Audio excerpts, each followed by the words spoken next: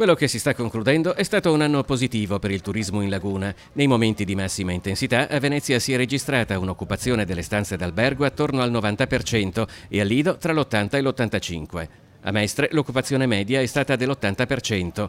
Eppure il 2020 presenta una serie di incognite che non fanno stare tranquilli gli albergatori veneziani, circostanze economiche e di politica nazionale e internazionale che insieme rischiano di bloccare una parte del settore. Tra i primi motivi di preoccupazione la Brexit. E i turisti inglesi rappresentano l'8% del totale, ma anche rappresentano molto di più in termini di fatturato turistico, essendo turisti altospendenti. La Brexit e la sterlina bassa non li incentiverà a venire a Venezia.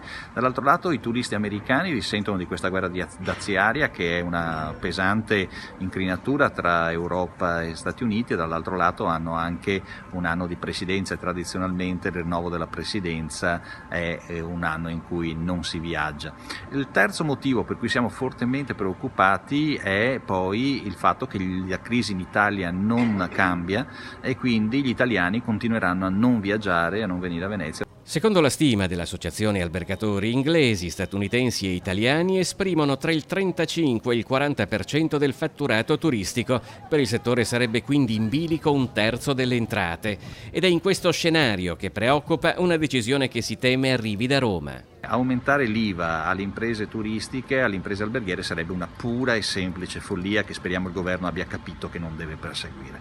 Una pura follia che a Venezia costerebbe circa 300 milioni di euro, ricordo che è 3 miliardi il fatturato turistico della città di Venezia e quindi sarebbe veramente una follia che va evitata a ogni costo. Su questo l'associazione farà le barricate, se il governo deciderà di andare in questa situazione l'associazione farà le barricate e non faremo sconti a nessuno.